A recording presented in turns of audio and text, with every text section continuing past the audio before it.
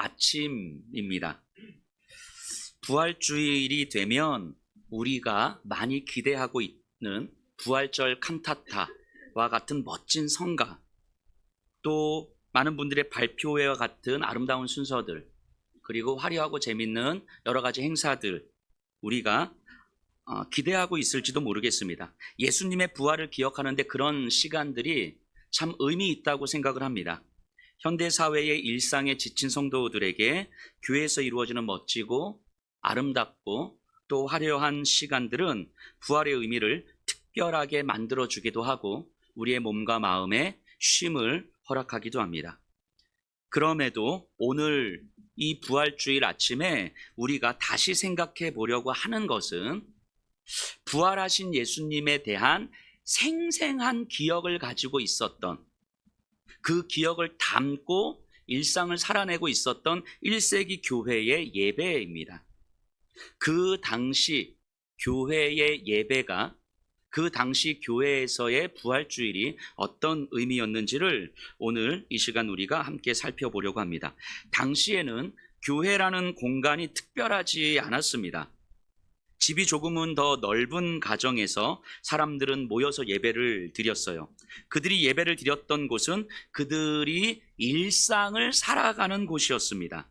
그러니 예배가 그들의 일상과 분리되지 않은 채 그들의 삶을 고스란히 드러내는 시간이었습니다. 하지만 또 한편으로는 부활의 주님을 기억하면서 드리는 저들의 예배는 당시 세상에서 경험되는 그 일상의 삶을 압도하는 비일상적 시간이었음은 분명합니다. 부활하신 예수님께서 제자들에게 처음 나타나셨을 때 그 장면을 한번 떠올려 보시면 좋겠어요. 제자들이 어떻게 하고 있었냐면요, 두려워서 문을 닫고 방 안에 이렇게 있었어요. 무서웠던 거죠. 그게 제자들의 일상이었습니다. 그 날만 그랬던 것이 아니라 어제도 그제도 제자들은 두려워서 불안해서 문을 닫고 있었습니다.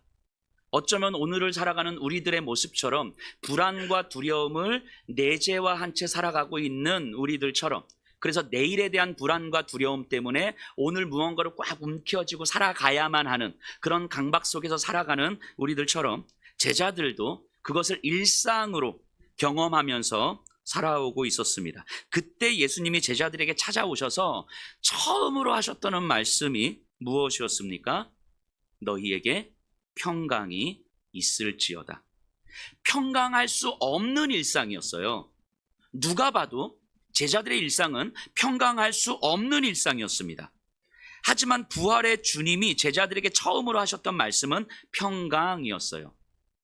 평강할 수 없는 일상을 압도하는 비일상적 평강을 선포하신 거예요. 그러면 우리는 이런 생각을 하게 되는데요, 평강할 수 없는 우리의 일상을 바꿔주시든가, 환경을 바꾸어주시든가, 우리를 불안하게 만드는 삶의 문제를 해결해 주시면 되는데, 예수님은 그러지 않으셨습니다. 일상적 상황이 변화되지 않았음에도 불구하고 그저 불안과 두려움이 내재화된 일상을 여전히 어제도 오늘도 내일도 살아가고 있음에도 불구하고 그 일상 속에서 경험되는 비일상적 평강, 그것이 경험되는 거예요. 그걸 선포하시는 거예요. 이게 바로 예수님의 부활입니다. 부활을 경험한 사람들의 인생이에요. 일상을 살아가지만 일상을 압도하는 평강을 경험하는 사람들의 모임이 교회인 거죠. 제가 지난 특별 새벽 기도의 마지막 날에 설교하면서 잠시 언급했던 이야기인데요, 멕시코에서 전해 내려온 이야기 중에 이런 말이 있어요. 식민지와 내전을 경험했던 멕시코의 역사를 생각하면서 들어보세요. 그들은 우리를 땅에 묻으려 했다. 하지만 그들은 알지 못했다. 우리가 씨앗이라는 사실을. 세상은 묻는 자가 되려고 하죠. 묻히는 자가 되려고 하지 않습니다. 모두가 다 묻히는 자가 되기보다는 묻는 자가 되고 싶어하고, 묻는 자가 되는 것이 힘이고 강함이고 안전이고 풍요로움이라고 생각하죠. 그것이 세상에서의 일상이에요. 하지만 묻히는 자가 씨앗이라면 얘기는 달라지죠.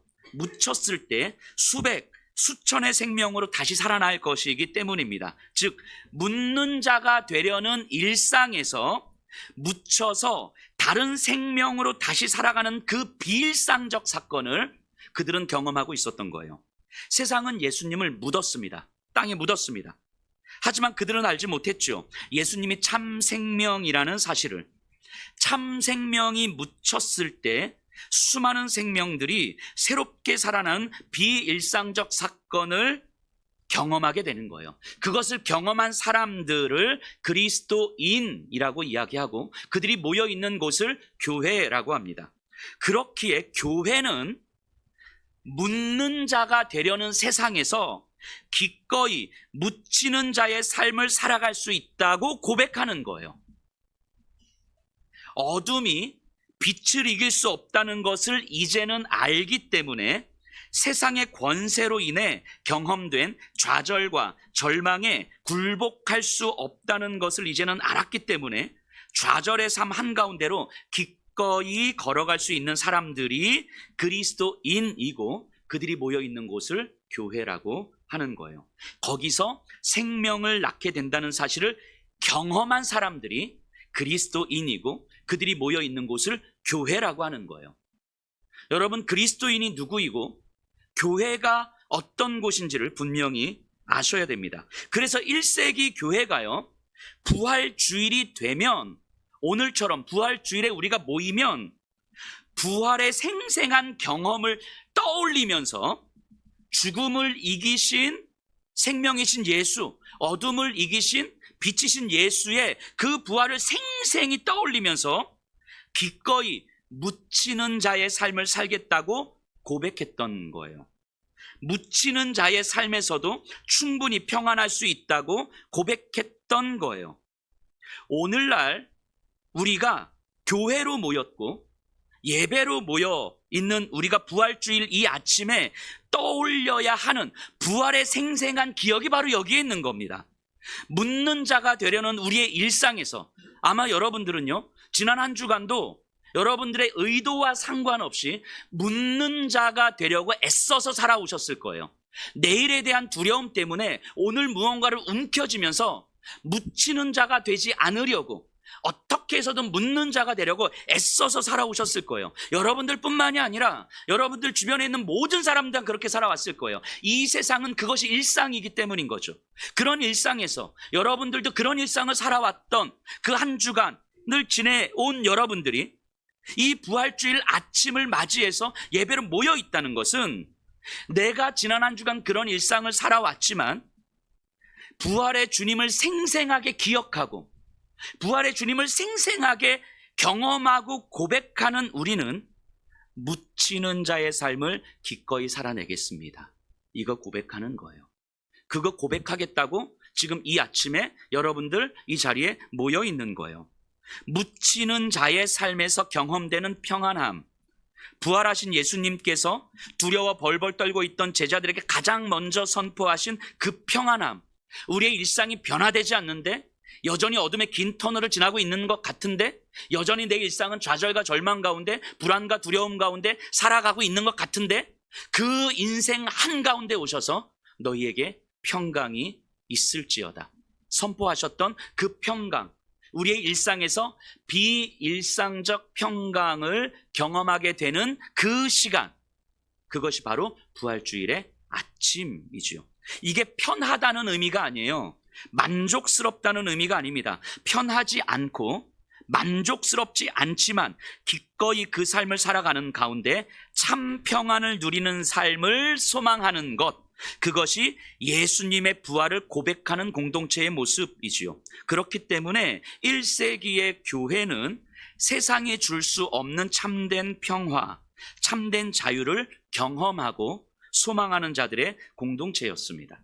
1세기 교회 내부를 조금만 들여다보면요, 당시에 설교자가 있었지만 오늘날처럼 설교자 중심이 아니라 말 그대로 공동체였어요. 설교자는 설교를 하는 일을 맡을 뿐인 것이고 공동체로 모여 있습니다.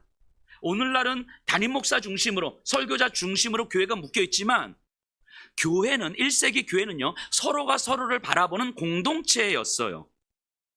그들의 구성원을 상상해 보면요, 귀족과 평민, 주인과 노예, 부자와 가난한 자, 남성과 여성, 유대인과 로마 군인, 이들이 함께 모여 있는 공동체였어요. 적게는 4-5명이, 많게는 30-40명이 그 당시에 교회로 모였었는데요. 그 당시를 한번 상상해 보셔야 돼요. 남성과 여성이 함께 모여 있다는 것 자체가 말이 안 되는 시대였잖아요. 부자와 가난한 자가 함께 모여 식사를 한다는 것 자체가 말이 안 되는 시대였다고요. 1세기 당시는요. 심지어 노예제 사회에서 주인과 노예가 함께 아픔과 슬픔을 나눈다는 것 자체가 말이 안 되는 시대였죠. 어떻게 유대인들과 로마 군인이 한자리에 모여서 서로 함께 기도하고 찬송을 할 수 있었겠습니까? 함께 있으면 안 되는 사람들이 함께 모인 공동체가 당시 교회였어요. 그들이 함께 떡을 떼며 서로의 아픔과 슬픔을 나누며 서로를 위해서 기도하며 회복과 치유를 소망하는 공동체였어요. 이것이 1세기 교회의 가장 큰 특징이었죠. 누구의 말을 듣고 따라가는 것이 아니라 서로가 서로를 그렇게 받아들이는 모습이었습니다. 오늘 본문을 보세요. 사도행전 4장 32절을 보세요. 믿는 무리가 한 마음과 한 뜻이 되어 모든 물건을 서로 통용하고 자기 재물을 조금이라도 자기 것이라 하는 이가 하나도 없더라. 사도들이 큰 권능으로 주 예수의 부활을 증언하니 그 무리가 큰 은혜를 받아. 그 다음에 어떤 모습이었습니까? 그 중에 가난한 사람이 없으니 이는 밭과 집 있는 자는 팔아 급한 것의 값을 가져다가. 자, 이 모습이 상상이 되시나요? 오늘날 이 모습을 보면서 나도 집 팔고 땅 팔아서 교회 가져와야 되겠다, 뭐 이러진 않으셔도 돼요. 지금 이 모습이 보여주는 이야기가, 의미가 무엇인지를 생각해 보셔야 돼요.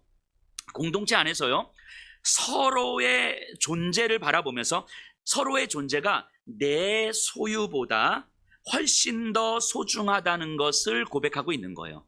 내 안전, 내 풍요, 내 부요, 내 만족보다 내 옆에 있는 당신이 훨씬 더 소중합니다. 이거 고백하고 있는 거예요. 그러니까 내가 내 편안함을 포기하면서까지라도, 내 불편함을 감당하면서까지라도, 내 아픔과 상처를 감당하면서까지라도 당신의 유익을 구할 수 있다면 기꺼이 해보겠습니다. 이것이 훨씬 더 중요하기 때문입니다. 이거 고백하고 있는 거예요. 왜냐하면 나도, 그리고 당신도 예수님의 생명으로 사는 자요, 어둠이 빛을 이길 수 없음을 믿는 자이기 때문입니다. 그런 사람이, 그런 당신이 내 옆에 있어서 감사합니다. 이거 고백하는 거예요. 그래서 내가 먹는 것보다, 내 생명을 유지하는 것보다 당신이 훨씬 더 소중합니다. 이 고백을 공동체 안에서 하는 거예요.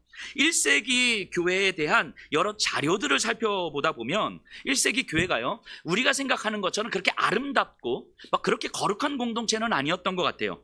문제가 상당히 많았던 것 같아요. 상식적으로 생각해 봐도 그랬겠죠. 성도들 사이에 싸움도 엄청 많았던 것 같아요. 갈등도 엄청 많았던 것 같아요. 싸움도 그냥 싸움이 아니라 그냥 멱살 잡고 싸우는 이런 것들. 출신 지역별로 집단이 형성되기도 합니다. 예루살렘 출신, 안디옥 출신, 다메섹 출신, 이런 출신 지역별로 사람들이 배타적 집단이 형성되기도 하고요. 부자들은 가난한 자들과 잘 어울리려고 하지 않고요. 심지어 주인들은요, 노예들과 같은 자리에 앉아서 밥을 먹는 것 자체를 수치스럽게 여기기도 했지요. 그게 1세기 교회의 모습이었어요. 그 얼마 되지도 않는, 그 한 20-30명 되는 그들의 공동체 안에서 이런 갈등과 분열이 있었다는 거예요. 그런데 그들은 그렇게 갈등과 분열을 해도 사실은 그때는 거기 나가면 다른 데 갈 데가 없잖아요. 그 시대는 아마 주구장창 거기 있었을 거예요. 그런데 그들이 예수님의 부활을 듣고 배우면 배울수록 저 노예를 보면서 무시하는 마음이 여전히 있지만 예수님의 생명으로 사는 자라는 사실이 점점 더 크게 느껴지기 시작하는 거예요. 그렇게 서로가 불편한 관계로 한참의 시간이 지난 후에 비로소 저 노예를 향해서 고백하는 거예요. 당신이 내 옆에 있어서 참 감사하다고. 당신의 존재가 감사가 되지 않았을 때가 있었지만 그때는 내가 부활의 주님을 제대로 알지 못했을 때였다고. 하지만 이제는 압니다. 당신은 예수의 생명으로 살아가는 자이며 빛으로 어둠을 이기는 자이며 나에게 허락해 주신 선물이라는 사실을, 이걸 이제는 고백하게 되는 거예요. 6개월이 지나고 1년이 지나고 2년이 지나면서 부활의 예수님을 배우고 경험하면서 이 고백을 하게 되는 거예요.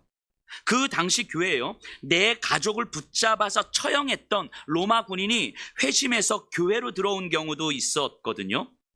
상상해 보세요. 내 원수와도 같았던 존재 아닙니까? 내 가족을 잡아갔던 로마 군인인데 그 사람과 함께 있는 것 자체가 견딜 수 없는 일이었고, 함께 식사를 한다는 것 자체도 말이 안 되는 일이었어요. 그렇게 분노로, 불편한 관계로 한참의 시간이 지난 후에 예수님의 부활을 계속 듣고 예수님의 부활을 배우고 예수님의 부활을 생생하게 기억하고 경험하게 되면서, 아, 예수님의 부활이 일상의 분노에서 평안의 비일상을 경험하게 되는 사건이었다는 것을 알게 되는 거죠. 그것을 깨달은 후에 고백하게 되는 거예요. 이제는 당신이 얼마나 귀하고 소중한 사람인지를 압니다.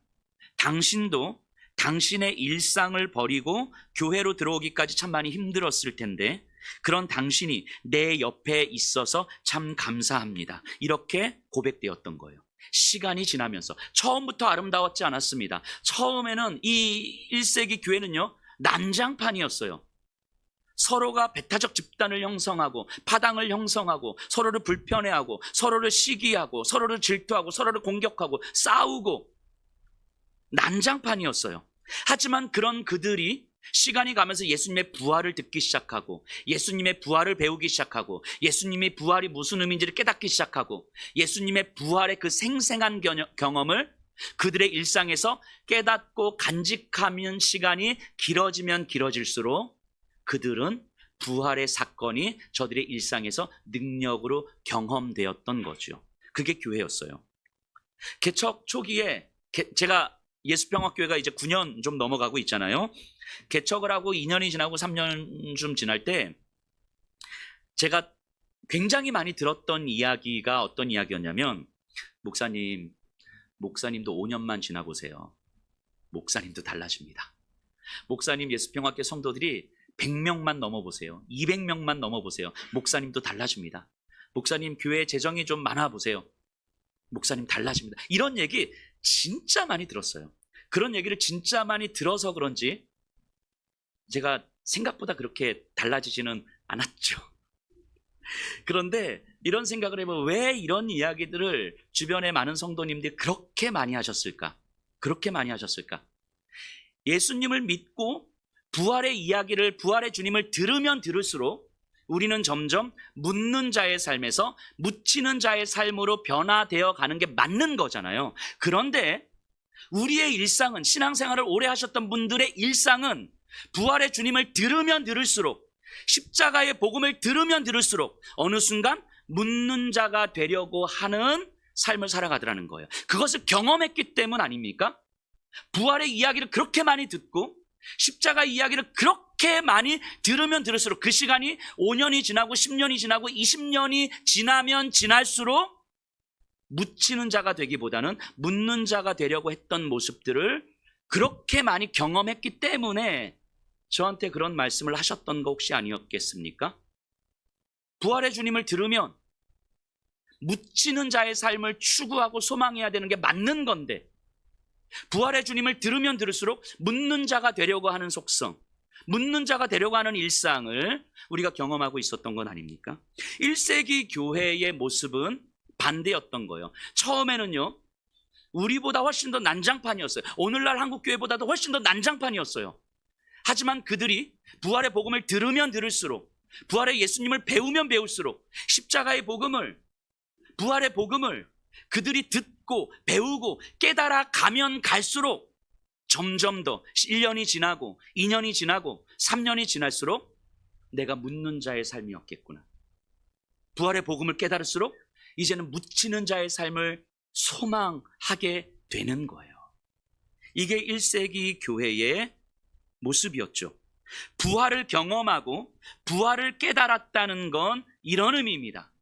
혹시 우리가요, 오늘날 이 시대에 신앙생활을 하고 있는 우리가 십자가의 복음을 들으면 들을수록, 부활의 복음을 들으면 들을수록, 그 시간이 5년, 10년, 20년, 30년이 되어 갈수록 우리 안에서, 교회 안에서, 가정과 직장에서 묻는 자로 점점 더 살아가고 있습니까? 아니면 잘 되진 않아도 묻히는 자의 삶을 소망하고 있습니까? 진지하게 여러분들 자신에게 질문 던져봐야 되지 않겠습니까? 우리 교회 공동체 안에 정직하게 질문 던져봐야 되지 않겠습니까? 우리가 어떤 방향을 향해 가고 있는지 진지하게 돌아봐야 되는 거 아니겠습니까? 부활을 깨달았다는 건 싫은데도 불구하고 그렇게 하게 되는 거예요. 불안하고 두려운데도 불구하고 그렇게 하게 되는 거예요. 세상의 흐름에 맞춘 일상이 아닌 비일상적으로 살아가는 게 그렇게 힘든데도 불구하고 그렇게 하게 되는 거예요. 그게 예수님의 부활을 듣고 배우고 깨달아가는 과정인 거예요. 그게 힘든 거 압니다. 어려운 거 알아요. 싫은 거 알아요. 그러면 그렇게 안 살아도 되거든요. 그렇게 안 살아도 돼요. 묻는 자의 삶을 추구하면서 살아가도 됩니다. 누구도 그렇게 살아가는 삶에 대해서 뭐라고 하지 않아요. 그런데 우리가 교회로 모여서 함께 예배를 드리면서 서로 이렇게 이야기하는 거예요. 우리 묻히는 자로 함께 살아가자고. 이 믿음 저버리지 말고 우리 묵묵히 이 길 걸어가자고. 그래서 누군가는 먼저 그렇게 살아내고, 그리고 먼저 그렇게 살아가자고 손 내밀고 그렇게 격려하는 공동체, 그게 바로 교회인 거예요. 그래서 교회는 묻히는 자의 삶을 소망하며 추구하는 사람들, 그리고 그것을 배우는 삶의 공동체인 거죠. 이런 고백과 격려를 선명히 기억하려고 했던 시간이 1세기 교회의 부활주일이었어요. 그들이 맞이하고 있는 부활의 아침은, 그들이 맞이하고 있는 부활주일은 이것을 기억해내는 시간이었어요. 아, 내가 지난 한 주간도 묻는 자로 살아가려고 했었지만 부활의 아침에 다시 기억해내고 다시 고백하는 거예요. 우리 함께 묻히는 자로 살아갑시다. 우리 어둠을 향해서, 죽음을 향해서 다시 걸어가십시다. 그 어둠이, 그 죽음이 빛이요 생명이신 예수님을 이길 수 없다는 사실이 우리에게 믿어지기 때문에 우리 기꺼이 거기로 걸어갑시다. 그리고 거기에서 예수님의 빛과 예수님의 생명을 선포하십시다. 이게 저들이 맞이하고 있었던 부활의 아침이었어요. 그래서 교회는 애찬을 하는 것입니다. 애찬은 음식을 나누어 먹는 거예요. 애찬을 뭐라고 이야기하냐면 아가페라고 이야기합니다. 애찬의 말이 아가페예요. 그래서 사전에서 애찬 찾아보면 영어로 아가페로 나와요. 여러분, 아가페가 무엇입니까? 조건 없이 자신을 나누어 주는 사랑이잖아요. 그래서 흔히 하나님의 사랑을 빗대어 아가페라고 부르죠. 이게 애찬이에요. 물론 1세기 교회는요, 부활주일에만 애찬을 했던 것은 아닙니다. 수시로 주일에 모여서 애찬을 나누었어요. 예배 때마다 모여서 애찬을 나누었습니다. 당시는요, 먹을 것이 귀했던 때잖아요. 나 하나 하루 세끼 밥 먹는 것도 쉽지 않았을 때잖아요. 그럴 때 성도들이 직접 먹을 것을 준비해 와서, 빵을 준비해 와서 공동체 안에서 자신의 빵을 나누어 주었어요. 이거는요, 성도들이 그저 음식 나누는 게 아니고 자기의 생명을 나누어 주는 거였어요. 내 새끼들에게 먹여야 될 빵을 가지고 와서 공동체 안에서 나누어 주는 거예요. 왜요? 내 생명보다 당신이 훨씬 소중하기 때문입니다. 이걸 고백했기 때문이죠. 자신이 준비한 빵을 내 옆에 있는 사람에게 떼어 나누어 주는 것 자체가 바로 당신이 존재하는 것이, 내 옆에 있다는 것이, 한 공동체 안에 있다는 것이 더할 나위 없는 감사라는 고백을 하는 거예요. 부자든 가난한 사람이든, 빵을 많이 준비한 사람이든 적게 준비한 사람이든, 그런 건 중요하지 않았습니다. 빵 한 조각일지라도 그것을 통해서 내 옆에 있는 사람의 소중함을 고백할 수 있다면 그게 아가페였어요. 그게 애찬이었어요. 그래서 그들은 매주 애찬을 했던 거죠. 일상을 묻는 자로 살아가고 싶은, 묻는 자로 살아왔던 그들, 여전히 불안과 두려움 가운데 살아왔던 그들, 또 다음 주에 우리가 만날 수 있을지 없을지도 모르겠는 그들이 모여서 다시 고백하는 거예요. 부활의 주님을 생생하게 기억해내면서 다시 고백하는 거예요. 당신은 부활하신 주님의 생명으로 살아가는 존재입니다. 내 안전과 편안함보다 당신의 유익을 구하는 것이 나에겐 더 중요합니다. 내 옆에 있어 주셔서 감사합니다. 이 고백을 했던 거예요. 그러니까 애찬은요, 먹을 것 없는 자들이 와서 먹을 것 구걸하는 시간이 아니었어요. 모두가 부활하신 그리스도의 몸으로 존재하는 가장 소중한 존재임을 확인하고 고백하는 시간이었습니다. 그럼으로써 이 믿음의 길을 앞으로도 함께 걸어가자고, 당신 오늘 이 애찬 후에 또 일상을 살아갈 때에 우리 힘들겠지만 묻히는 자의 삶을 살아가자고, 나도 그렇게 살아가 보겠노라고, 내가 당신을 위해서 그렇게 기도하겠노라고, 내 빵을 내어주면서까지도 당신 그렇게 살아갈 수 있다면 기꺼이 내 빵을 내어주겠다고, 그렇게 격려하는 시간이었어요. 예배에 참석하지 못한 사람들의 빵도 남겨두었다가 그들에게 빵을 나누면서 똑같이 고백했던 거예요. 1세기 교회 성도들은요, 금식을 굉장히 많이 했거든요. 금식을 수시로 했습니다. 수시로.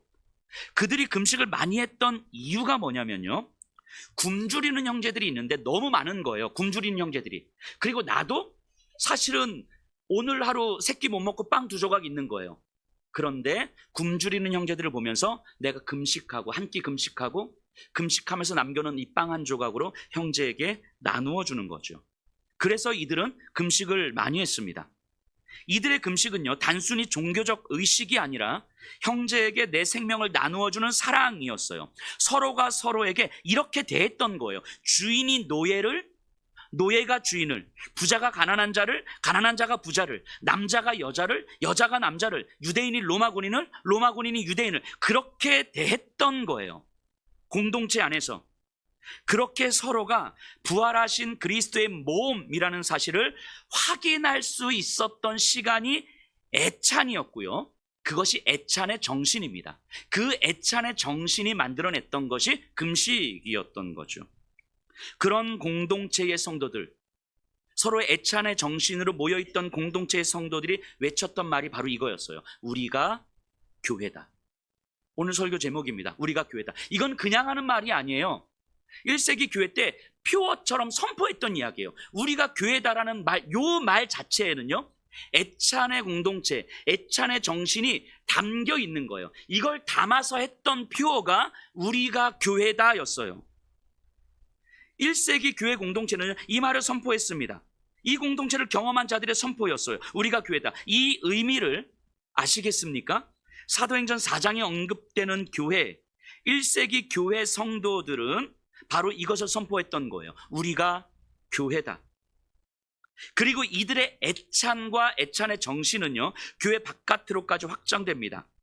믿음이 없는 사람들에게까지도 자신들의 빵을 나누어 주었어요. 자신들은 금식하면서까지 빵을 아껴서 고아와 가부들에게 나누어 주었습니다.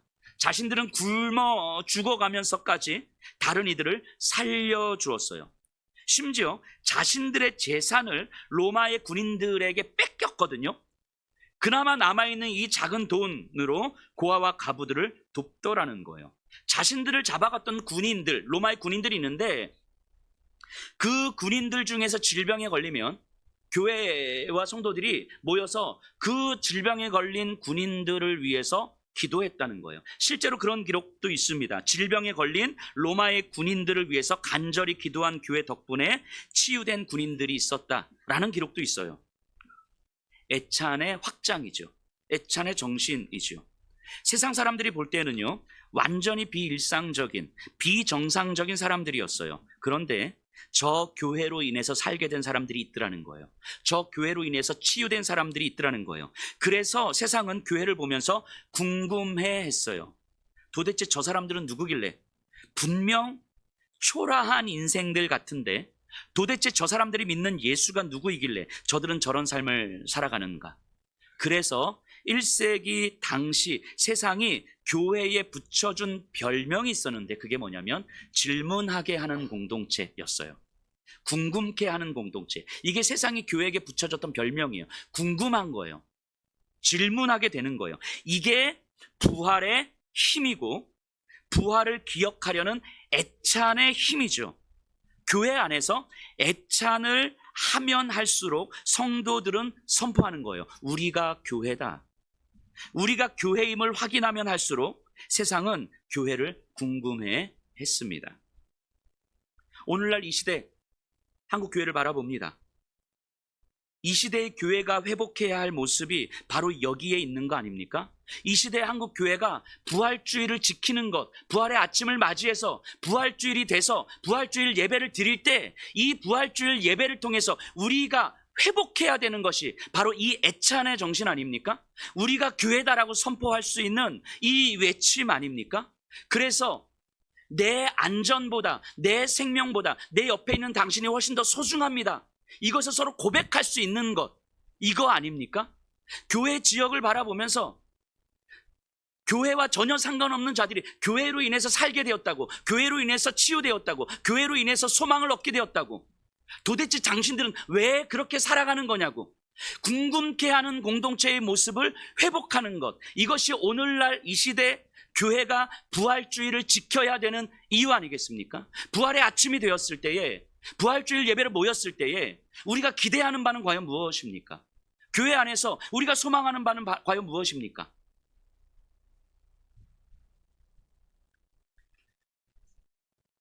우리가 애찬의 정신을 일상으로 만들어 갈 수 있다면, 그래서 우리가 서로를 바라보면서 우리가 교회다라고 외칠 수 있다면 이 지역에 있는 사람들은 예수평화교회를 궁금해할 거예요. 분명히요. 저 교회를 다니는 사람들, 저 평소에는 잘 보이지도 않았던 저 9층 고개 이렇게 들어 보이는 그래서 많은 분들이 그러시잖아요. 이 교회가 있었는지도 몰랐다고. 땅만 보고 다니다가 하늘을 쳐다보질 않아서. 저 있었는지도 모르는 저 교회를 다니는 저 사람들은, 그리고 저 사람들을 보니까 사실은 분명히 별로 잘나지도 않은 것 같은데, 죄송합니다. 저와 같은 취급을 해서. 저보다는 좀 잘나셨지만 잘나지도 않은 것 같은데 왜 저런 삶을 살아가는가? 저 사람들 때문에 왜 우리가 위로를 얻지? 저 사람들 때문에 왜 우리가 격려를 받지? 저 사람들 때문에 여전히 인생이 어둠의 터널을 걷고 있는 것 같은데, 내 인생이 절망이어서 무기력하면서 회복될 수 없을 것 같은데 저 사람들 때문에 왜 내 인생에 소망이 생기지? 도대체 저 사람들은 왜 저렇게 살아가는 거지? 나보다 더 잘난 거 없어 보이는데. 이 질문을 우리가 받게 되는 거 아니겠습니까?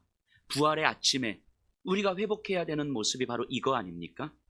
우리가 멋진 부활절 칸타타가 비록 없다 할지라도, 아름답고 화려한 어떤 행사와 순서가 없다 할지라도, 부활 주일 아침을 맞이하면서 우리가 진짜 회복해야 되는 것이 이거 아니겠습니까? 오늘 이 예배 후에 우리 성도님들이 소그룹별로 모여서 부활의 애찬을 나눌 거예요. 1세기 교회 모습과는 다르겠지만 그래도 우리가 할 수 있는 방식으로 소그룹으로 모여서, 부서별로 모여서 애찬을 나눌 겁니다. 분명히 불편할 거예요. 자리도 비좁고요. 그리고 자리가 편하지 않고요. 아이들이 떠드는 소리와 산만함으로 집중하기도 어려울 거고요. 또 다른 소그룹하고 같은 공간을 써야 되기 때문에 옆에 있는 소그룹 나눔 소리가 들려서 내 소그룹의 나눔에 집중되지 않을 수도 있어요.